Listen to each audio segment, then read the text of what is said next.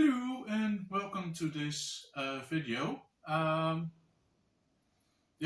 think it's already the third week of March, and this is the first video of March, so sorry about that. It's been a very interesting month so far. So got a new job, helped some friends move and do some chores there, and yeah, I've been very busy. Um, but finally, I also read 3 books.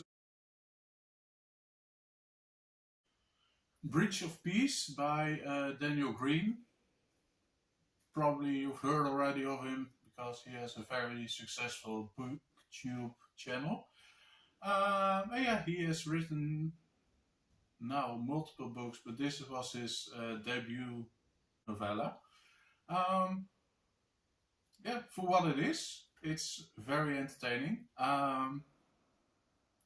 In the story, we meet Glit, Sam, and Chapman, and they're all investigators, and there has been a very gruesome murder. So a whole family has been murdered, and it's written in graphic detail. So be warned. Yeah, their personalities do clash sometimes. There's also a setup of a new empire and a rebellion that's been there, and it's very intriguing how the story goes. Although at some points it feels, at least for me, it feels a little rushed. I know it's a novella and it's, what was it, 96 pages. So I get it. It's a short story and it's an introduction into that world of him that he's created into his mind. But yeah, like I said, it feels a little rushed. It's a very fine story to read. I really liked it. And it's intriguing enough to want to read more about it. And on his channel, he has his second book also available as an audiobook. So gonna listen to that one while doing some jigsaw puzzles, of course. The thing I find funny in it, and that's more how he and Murphy Napier have they are booktube friends, so they have done multiple videos with both of them in it. Murphy doesn't like the words undulating, and because they are friends and they visited each other, and like I said, they had a lot of collaboration videos. You can bet he just put that word in just to get at Murphy, and so to trigger her with that word, because he has a very, you can almost say she hates that word. So that was a little fun thing that he put into his story. So I really like that detail. That was fun. Like I said, you can listen to both of his books that are out on his channel. So I will link it somewhere in the description. There is another Agatha Christie, and that one is called Endless Night. And yeah, it's a different one. The beginning was a little rough because the narrator of the story repeats himself multiple times by, "I'm not a great storyteller, I don't know where to begin this story," and yeah, there are some little hiccups. it just starts a little rough. Let's keep it at that. Anyway, the narrator, that's Michael Rogers or Mike Rogers. And he's a poor fellow, like he doesn't have a lot of money. And on one of his jobs, he meets Centonix, and he's an architect. And Centonix promises him, if you can afford it, I'll make you your dream home or dream house. He knows more than you know how your house should look like. So that's the promises he makes to him. Only Mike knows for sure I can't ever afford a house by him, but I really, really, really, really, really want to. One point he sees, I think it's a paper, or he's going to a meeting, to an auction. And yeah, there's also a mention of there's a house for sale. And he decides to go and look at it, even though he knows I can't afford it, but let's see if it's an interesting, or if it's a beautiful house or beautiful location or whatever. At some point, or when he's there, he um, falls in love with the location, but he also meets a girl there whose name is Ellie, and they fall in love together at some point in the story. So, yeah, he's talking about it, or they visited a couple of times. At some point, yeah, he tells her, I know an architect, I can make this a very beautiful thing, and I want to build my dream home here, but I can't afford it. And wouldn't you know, she happens to be a multimillionaire daughter, and whose parents have died. So when she turns 21, she will get all the money.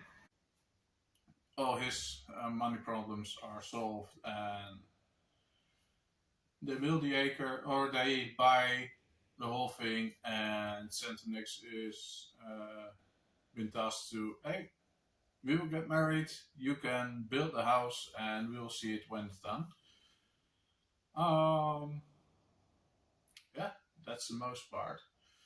And the acre already is called Gypsy's Acre, and it's said to have been cursed. And at some point, both Mike and Ellie meet a gypsy woman, and when they pay her, she will read their hand, and in it, she will warn both of them, don't go live here.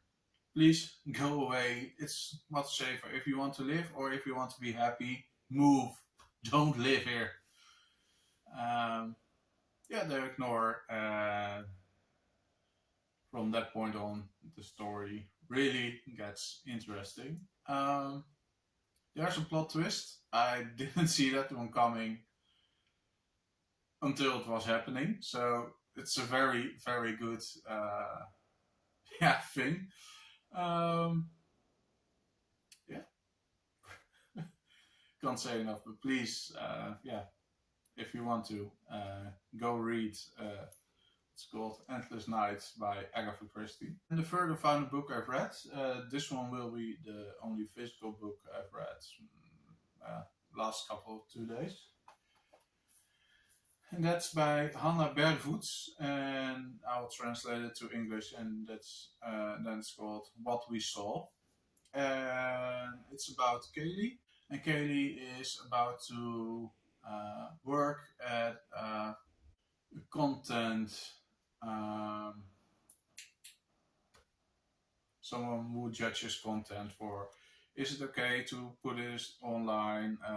Is it insulting to some people? Is there too much blood, or whatever? Is there nudity in it? Whatever, everything. Yeah, for, is it safe to put this one online? Yes or no?